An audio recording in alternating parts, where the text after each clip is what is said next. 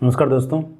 Topic चल रहा है राजस्थान की प्राचीन सभ्यताएं, जिसमें हम लोग कालीबंगा की बात कर चुके हैं और कालीबंगा हमने गिनती के माध्यम से देखा था। और अब हमारा जो टॉपिक है वो है राजस्थान की जो सभ्यताएं हैं उनमें हम ले रहे हैं आहड़। आहड़ जो सभ्यता है इसके बारे में हम बात करते हैं। आहड़ सभ्यता, तो आहड़ सभ्यता जो है इसका हम देख लेते हैं। एक तो स्थान, वर्तमान में कहाँ है ये, वर्तमान स्थिति क्या है इसकी। फिर हम देख लेते हैं इसके नाम क्या क्या मिलते हैं, और एक इससे जुड़े जो व्यक्तित्व है वो कौन है, और एक हम देख लेते हैं इसका कालखंड, इसका क्या रहा है। फिर हम बात करते हैं आहड़ की। तो आहड़ जो सभ्यता है वर्तमान में यदि हम बात करें तो वर्तमान में ये सभ्यता हमें मिलती है उदयपुर के अंदर। आहड़ जो सभ्यता है ये हमें कहाँ मिलती है, उदयपुर में ये सभ्यता हमें मिलती है। और आप देखो कि आहड़ जो सभ्यता है इसका यदि हम देखें विस्तार, तो आप देखो कि आहड़ सभ्यता का विस्तार यदि हम देखें तो आहड़ के अलावा आप देखो एक स्थान है भगवानपुरा, भगवानपुरा एक स्थान है गिलुंड, गिलुंड, और एक स्थान है आपके बालाथल, बालाथल, और एक हम स्थान देखते हैं मरमी, मरमी। तो इन स्थलों पर हम देख रहे हैं कि जो आहड़ जो सभ्यता है इसका हमें विस्तार मिलता है। तो जो गिलुंड है ये वर्तमान में राजसमंद के अंदर है, आहड़ उदयपुर में है, भगवानपुरा भी उदयपुर में है, और एक देखो भगवानपुरा स्थल में हरियाणा में भी मिलता है। और हरियाणा में जो भगवानपुरा है उसकी हम बात करेंगे जब हम वैदिक सभ्यता पढ़ेंगे, तो वहाँ आप एक स्थल देखेंगे भगवानपुरा नाम से। तो आहड़, भगवानपुरा और बालाथल ये जो तीनों स्थल है ये तीनों ही स्थल हम देखते हैं कहाँ पर, उदयपुर के अंदर। और एक स्थान है मरमी, मरमी जो स्थान है वो हम देखते हैं चित्तौड़गढ़ के अंदर, चित्तौड़गढ़ के अंदर। तो ये देखो एक प्रश्न आपके बन सकते हैं कि भाई आहड़ के जो स्थल है इनका संबंध कहाँ से है ना। जैसे एक मरमी दे दिया, और मरमी जो है, मरमी की विशेषता ये है कि यहाँ बड़े पैमाने पर क्या मिली है, मवेशियों की हड्डियाँ मिली है, ये विशेष बात है। तो आपसे प्रश्न पूछा जा सकता है मरमी कहाँ है, तो मरमी आप देखेंगे कहाँ पर है, चित्तौड़गढ़ के अंदर है, और ये स्थल किसका है, आहड़ सभ्यता का है। फिर ये जो सभ्यता है इस सभ्यता के यदि हम देखें नाम कि भाई इसके नाम क्या क्या रहे हैं, तो आप देखें कि इसको ताम्रवती नगरी कहा गया है, इसको तांबा वाली कहा गया है, तांबा वाली भी इसको कहा गया है। फिर हम देखते हैं कि इसको धूल कोट भी कहा गया है, धूल कोट कहा गया है। इसको महासतिया, महासतिया टीला भी इसको कहा गया है, इसको अघाटपुर भी कहा गया है, ठीक है। और इसको बनास या आहड़ संस्कृति भी इसे कहा गया है। तो आप देखें कि बनास या आहड़ जो संस्कृति है वो इस सभ्यता का जो नाम है ये किसने रखा, तो HD सांकलिया। ध्यान रखना इस बात का, HD सांकलिया इसके उत्खनन से भी जुड़े हुए हैं, पुणे में ये प्रोफेसर थे ये। तो बनास या आहड़ जो संस्कृति है ये नाम इसको दिया है किसने, HD सांकलिया ने। फिर ताम्रवती नगरी या तांबा वाली इसका नाम क्यों रखा गया, क्योंकि आप देखोगे यहाँ बड़े पैमाने पर क्या मिले हैं, तांबे के उपकरण मिले हैं, और इस कारण इसका नाम रखा गया है ताम्रवती नगरी। फिर ये देखो ये प्रश्न हमारी PSC में आया हुआ प्रश्न है ये कि इसको धूलकोट किसके द्वारा कहा गया है, तो जो स्थानीय जो लोग हैं, स्थानीय लोग इसे धूलकोट के नाम से जानते हैं। फिर एक इसका नाम आपको महासतिया टीला भी मिलता है, 10वीं 11वीं सदी में इसका नाम आपको अघाटपुर मिलता है। आपसे नहीं पूछा जाएगा कि किस शताब्दी में इसका नाम क्या रहा है, आप केवल ये ध्यान रखेंगे भाई अघाटपुर भी यही है, महासतिया टीला भी यही है, धूलकोट इसका स्थानीय लोगों के द्वारा क्या है, दिया हुआ नाम है। और व्यक्तित्व यदि हम देखें कि भाई इससे कौन कौन व्यक्ति जुड़े हैं, तो अब देखें कि ये प्रश्न आपके आरपीसी में आया हुआ है कि इसका सर्वप्रथम उत्खनन किसने किया। तो सर्वप्रथम जो उत्खनन है वो किया है आपके अक्षय कीर्ति व्यास जो हैं, इन्होंने इसका उत्खनन किया था सर्वप्रथम 1953 के अंदर। अब यदि आपसे प्रश्न पूछा जाए कि इसका व्यापक रूप से उत्खनन सर्वप्रथम किसने किया, यदि प्रश्न सीधा है कि सर्वप्रथम उत्खनन किसने किया है, तब हमारा उत्तर चला जाएगा अक्षय कीर्ति व्यास, जो पूछा भी जा चुका है। अब यदि प्रश्न आए कि सर्वप्रथम व्यापक रूप से इसका उत्खनन किसने किया है, तो आपका उत्तर जाएगा RC अग्रवाल, रत्नचंद्र अग्रवाल, इन्होंने इसका व्यापक रूप से उत्खनन किया था। इसके अलावा VN मिश्र और आपके HD सांकलिया, ये जो लोग हैं, ये लोग जुड़े हुए हैं किसके उत्खनन से, आहड़ के उत्खनन से। रहेगी बात ध्यान में।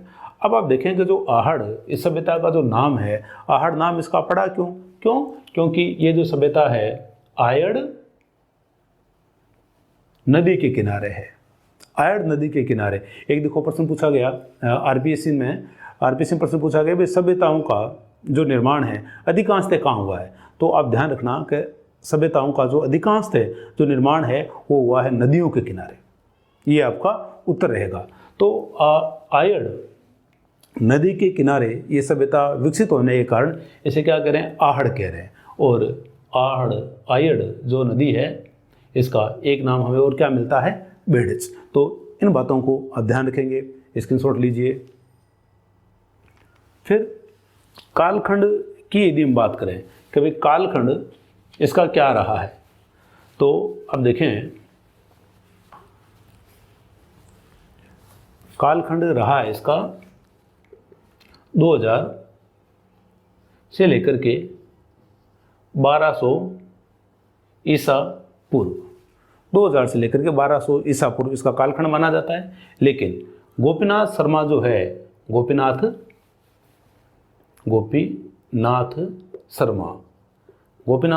शर्मा जो है, इन्होंने इस सभ्यता की समृद्धि का जो काल है वो बताया है 1900 से 1200।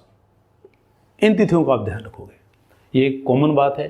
2000 से 1200 ईसा पूर्व, और ये जो 1900 से 1200 ईसा पूर्व की जो बात है वो की जा रही है गोपीनाथ शर्मा के द्वारा।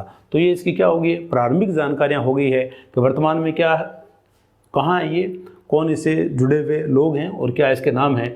तो जो मरमी जो है ना, मरमी को आप ध्यान रखोगे, मरमी कहाँ है, मरमी आपसे प्रश्न पूछा जा सकता है, क्योंकि मरमी में हम देखते हैं बड़े पैमाने पर जो मवेशी हैं, मवेशियों की हड्डियाँ आपको दिखाई देती है। अब इसकी जो सामान्य विशेषताएं हैं वो देखो क्या रही है।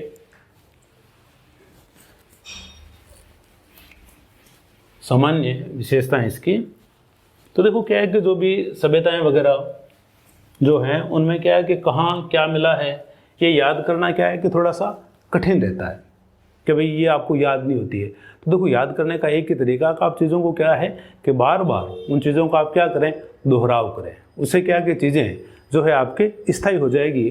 और आहड़ को क्या है कि हम एक विशेष तरीके से पढ़ते हैं, उससे क्या है कि आपको चीज़ें ज़्यादा आपके स्थायी हो जाएगी। अब आप इसमें एक शब्द ध्यान रख लेना, खाना। अब इस खाना जो शब्द है ना, इसी से आप ये जो पूरी सभ्यता है इसको आप याद करने का प्रयास करना। जिस तरीके से पढ़ाया जा रहा है ना, उस तरीके से यदि आप पढ़ते रहेंगे तो चीज़ें ज़्यादा स्थायी आपको रहेगी। अब खाना जो है, फूड, अब ये बनाने का जो कार्य है, कार्य कौन करती है, महिलाएं। आप ध्यान रखेंगे ये कार्य महिलाएं करती हैं।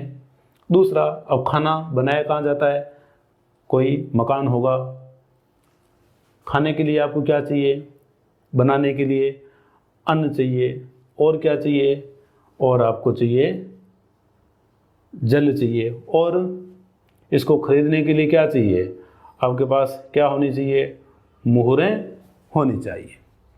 ठीक है, खाना बनाने की हम बात कर रहे हैं, ठीक है। कोई न कोई महिला बनाएगी इसको, मकान होना चाहिए, अन्न होना चाहिए, जल होना चाहिए, और आप क्या करेंगे, वे मुहर में से क्या करेंगे, खरीदेंगे आप। हम केवल एक विशेष तरीके से इसको याद करने का प्रयास कर रहे हैं, बाकी आपको जैसे याद हो वैसा आप याद करें। अब महिला की यदि हम बात करें तो आप देखो कि जो महिलाएं होती है वो शौकीन किसकी होती है, आभूषणों की, और शौकीन किसकी होती है, स्वच्छता की। ये दोनों ही बातें, ठीक है। तो आभूषणों को आप यूं ध्यान रखेंगे कि जो आहड़ जो सभ्यता है, आहड़ सभ्यता के अंदर जो शव मिले हैं, आहड़ सभ्यता में जो शव मिले हैं उनको आभूषणों सहित गाड़ा गया है। इस बात का आप ध्यान रखेंगे, आभूषणों सहित गाड़ा गया है किसको, आहड़ सभ्यता में शवों को। अब आभूषण जो हैं, आभूषण हम देखते हैं कि मुख्यतः जो आभूषण हैं वो बने हुए थे किसके, मिट्टी के, या पकी हुई मिट्टी के मुख्यतः क्या बने हुए थे, आभूषण बने हुए थे। हालांकि कुछ आभूषण विशेष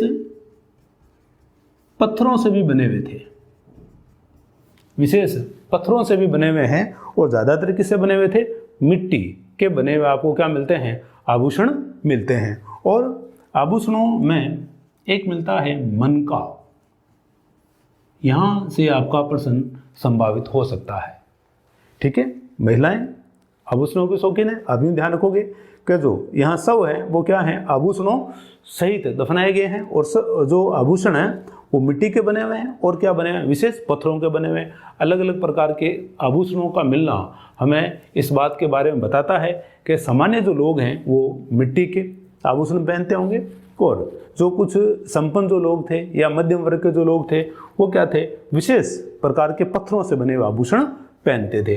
अब आप देखेंगे जो मनके जो मिले हैं, मनकों में हम देखते हैं कि जो मनके मिले हैं, एक तो मनकों के बीच में छेद था, और दूसरा इन मनकों पर हम देखते हैं क्या है कि कुछ रेखाओं का प्रयोग किया गया है।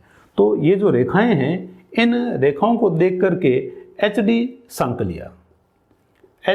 सांकलिया इनका जो संबंध है वो जोड़ते हैं कहाँ से, मध्य एशिया से, मध्य एशिया से इसका संबंध जुड़ा है। तो मनके मिले हैं, और आभूषण जो हैं वो मिट्टी के भी बने हुए और क्या बने हुए, विशेष पत्थरों के बने हुए। फिर एक बात रह गई आपके किसकी, स्वच्छता की। तो महिला खाना बनाने के बाद क्या करेगी, स्नान वगैरह करती है। तो यहाँ आप देखो कि एक झाब मिला है, झाब ये जो है ये शरीर की साफ सफाई के लिए क्या है, रगड़ने के काम आता है ये, ठीक है। तो झाब का मिलना ये बताता है कि ये जो लोग हैं, ये लोग क्या थे, व्यक्तिगत जो स्वच्छता है, व्यक्तिगत स्वच्छता के प्रति ये क्या थे, जागरूक थे। व्यक्तिगत स्वच्छता के प्रति यहाँ के लोग जागरूक थे। वो किससे पता लगता है, झाब से। तो महिला से ये जो फैक्ट हैं, ये फैक्ट आप ध्यान रख लेंगे। फिर आप देखो अगली जो बात है वो है मकान की। अब यदि हम बात करें मकान की, तो हम देखते हैं कि जो मकान है, मकान छोटे भी मिले हैं और मकान बड़े कमरों वाले भी मिले हैं। तो छोटे मकान भी मिले हैं और क्या है, बड़े कमरे भी मिले हैं। तो अब बड़े जो कमरे हैं, ये आप देखो कि एक यहाँ मकान मिला है 33 गुणा 20 फीट का। अब 33 गुणा 20 फीट काफ़ी बड़ा मकान होता है, और हम देखते हैं कि ये जो मकान मिला, ये इसमें 33 गुणा 20 फीट का इस मकान में हम देखते हैं कि बीच बीच में क्या लगी हुई है, बांस की पट्टियाँ लगी हुई है, बांस की पट्टियाँ लगी हुई थी। और ये जो बांस की पट्टियाँ हैं, इनके ऊपर हम देखते हैं कि गारा लिपा हुआ था ताकि इसको पक्का किया जा सके। तो ये मकानों के विभाजन को भी क्या है, जानते हैं। और बड़े मकान होना किसको बताता है, बड़े मकान होना संयुक्त परिवार को बताता है। तो एक विशेषता ये होगी इसकी, संयुक्त परिवार। भाई बड़ा जो मकान है ये किसको बता रहा है, संयुक्त परिवार को बता रहा है। एक विशेषता क्या है, व्यक्तिगत स्वच्छता का ये लोग क्या रखते थे, ध्यान रखते थे। फिर अब मकान बन गया तो मकान में कोई डिज़ाइन वगैरह होगी, तो ये क्या करते थे कि जैसे दीवारें वगैरह जो होती थी, अब ये दीवारों के बीच बीच में क्या करते थे, स्फटिक, बीच बीच में देखते हैं कि ये स्फटिक के क्या करते थे, गोले लगाते थे। ये स्फटिक जो होता है ये चमकता है, ताकि दीवारों में क्या है एक प्रकार से डिजाइन डालते थे। तो मकान से आप ध्यान रखोगे कि मकान छोटे भी थे, मकान बड़े भी थे, और जो बड़े बड़े जो मकान थे उनको बांस की खपचियों के द्वारा या बांस की पट्टियों के द्वारा उनको क्या है कई भागों में डिवाइड किया जाता था, और दीवारों में डिजाइन वगैरह के लिए ये स्फटिक के गोले लगाया करते थे। रहेगी बात ही ध्यान में।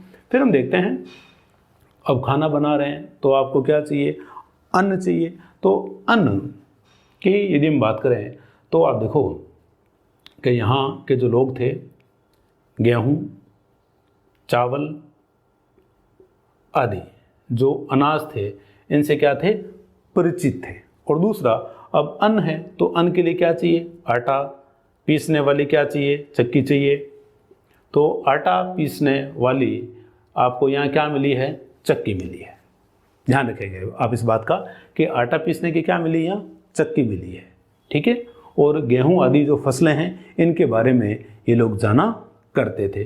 फिर अब खाना बनाना है तो खाना किस पे बनेगा, खाना बनेगा चूल्हे पर, ठीक है। अब चूल्हे की यदि हम बात करें तो आप देखो कि घरों में सामान्यतः 2 या 3 चूल्हे मिला करते थे। और 2 या 3 चूल्हे मिलना भी क्या बता रहा है, संयुक्त परिवार को बता रहा है। बड़ा मकान भी क्या बता रहा है, संयुक्त परिवार को बता रहा है। और एक मकान ऐसा भी मिला है जिसमें आपको चूल्हे कितने मिले हैं, 6। तो ज़्यादा चूल्हों का होना, बड़े मकानों का होना किसको बता रहा है, आपके संयुक्त परिवार को बता रहा है। फिर खाने के लिए और किसकी आवश्यकता है, जल की आवश्यकता है। तो हम देखते हैं, आप स्क्रीनशॉट ले लीजिए भाई। अब जो जल है, जल की यदि हम बात करें तो अभी हमने बात की कि ये व्यक्तिगत स्वच्छता के प्रति बड़े क्या है, जागरूक हैं।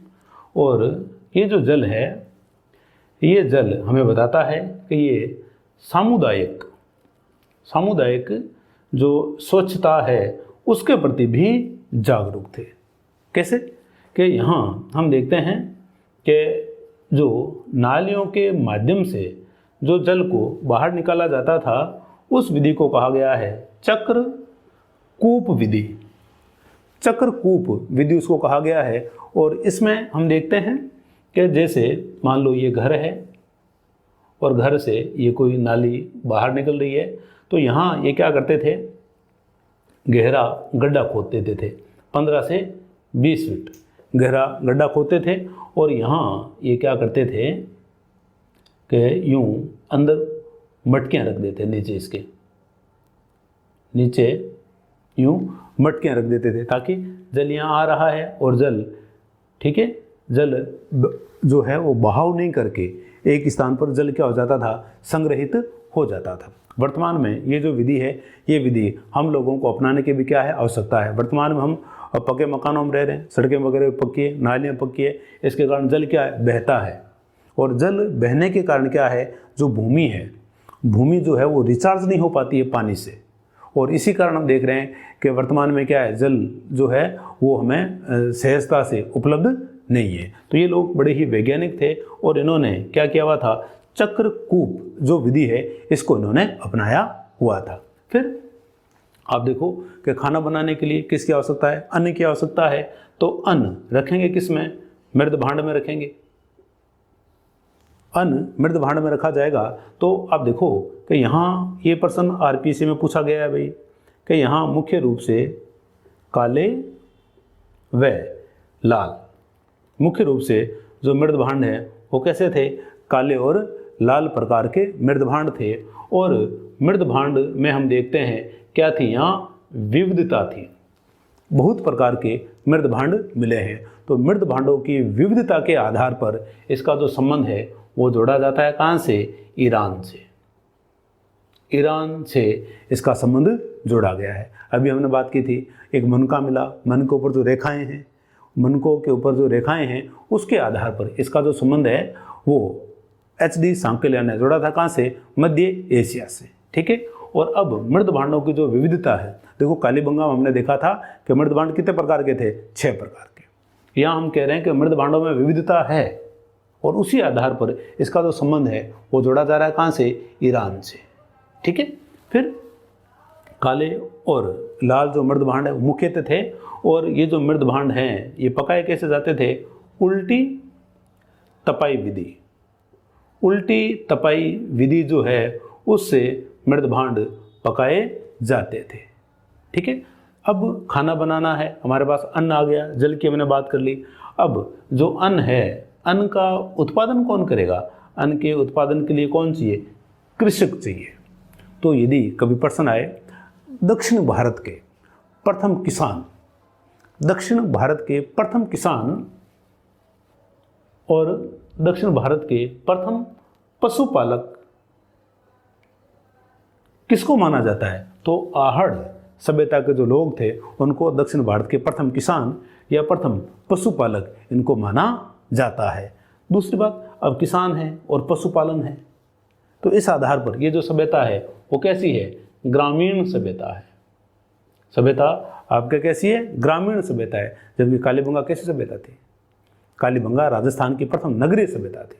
तो नगरीय सभ्यता है और ये कैसी सभ्यता है, ग्रामीण सभ्यता है। अब आप देखो कि खाने के लिए अन्न चाहिए, लेकिन अन्न किससे आएगा, मुहरें वगैरह देनी पड़ेगी उसको, यूं अन्न नहीं आएगा।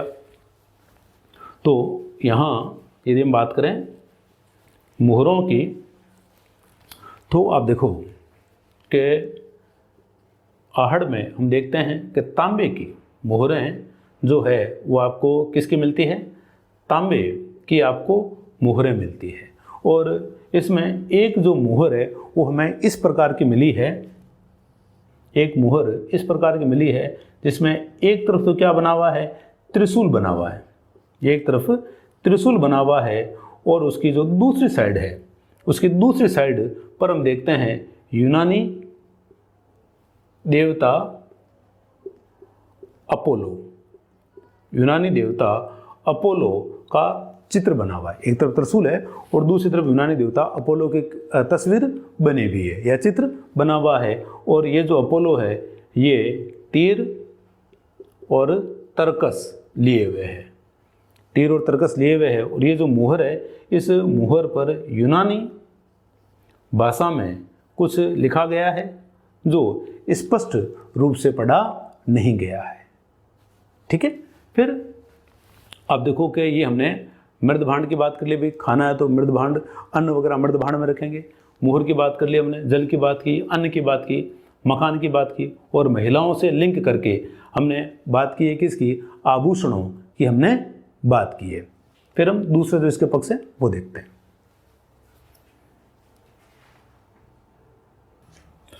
तो ये हमने आहड़ की बात की। अब हम आहड़ जो है, आहड़ में यदि आपसे पूछा जाए कि आहड़ की सबसे प्रमुख उपलब्धि क्या है, सबसे प्रमुख उपलब्धि, और एक हम देख लेते हैं इसकी समानता, और एक हम देखते हैं व्यापार, वाणिज्य और पतन में हम बात करते हैं। तो सबसे प्रमुख उपलब्धि क्या है आहड़ की, यदि आपसे कोई प्रश्न पूछे तो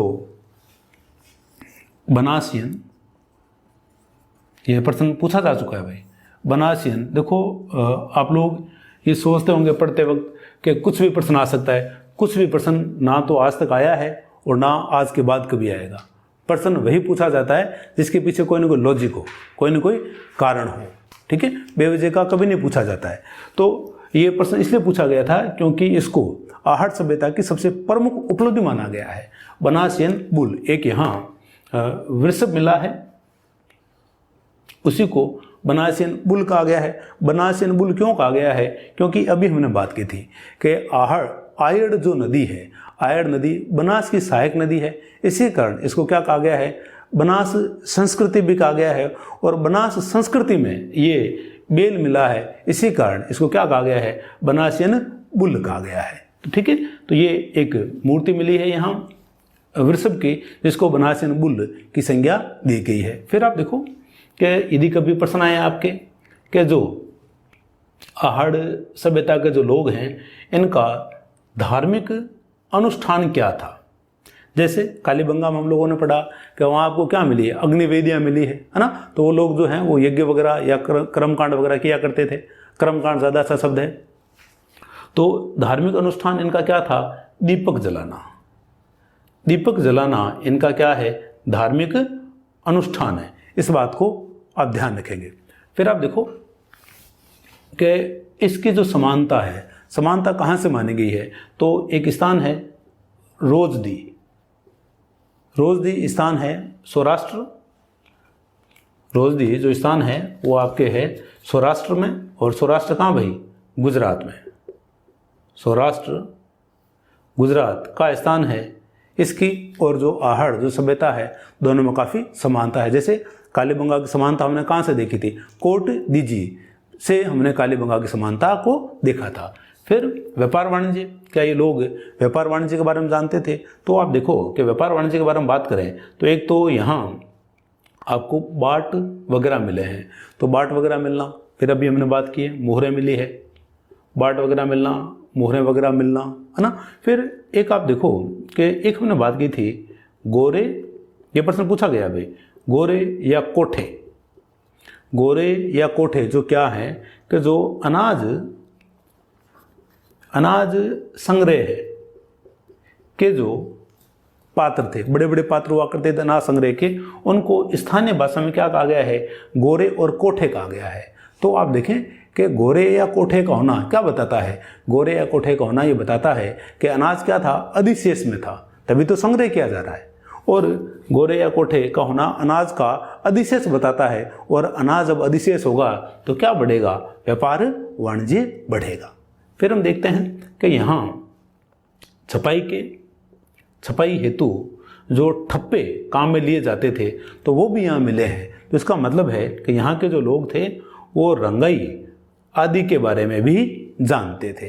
तो ठप्पे मिलना, गोरे या कोठे मिलना, बाट वगैरह मिलना, मोहरें वगैरह मिलना, ये बताता है कि यहाँ के जो लोग थे वो व्यापार वाणिज्य के बारे में जानते थे। हालांकि सभ्यता कैसी है, ये सभ्यता ग्रामीण है, जबकि कालीबंगा कैसी है, नगरीय सभ्यता है, और ये ग्रामीण आपके सभ्यता है। फिर आप देखो कि ये जो सभ्यता है, ये सभ्यता के पतन के बारे में बात करें तो इसके बारे में ऐसा कहा जाता है कि ये जो सभ्यता है, ये सभ्यता का 8 बार उत्थान हुआ है और 8 बार ही इसका क्या हुआ है, पतन हुआ है, ऐसा कहा जाता है। लेकिन इसके पतन के लिए जो कारण बताए गए गोपीनाथ के द्वारा। डॉक्टर गोपीनाथ शर्मा जो हैं, कालीबंगा के पतन के लिए गोपीनाथ शर्मा ने कारण बताया था भूचाल को। यहाँ ये कह रहे हैं कि जो आयड़ या जो बेड़च जो नदी है, आयड़ या जो बेड़च नदी है, उसमें क्या आ गई होगी, उसमें उफान आ गया होगा, या यहाँ क्या आ गई, कोई बाढ़ आ गई, या कोई आक्रमण वगैरह रहा होगा। इस कारण ये जो सभ्यता है, इस सभ्यता का पतन हुआ था। ठीक है, तो ये हमने बात की है जो आपके आहड़ जो सभ्यता है उसके बारे में हम लोगों ने बात की। यदि आपको ये टॉपिक वगैरह अच्छे से समझ में आ रहे हैं तो आप चैनल को सब्सक्राइब करें, लाइक करें और शेयर करें।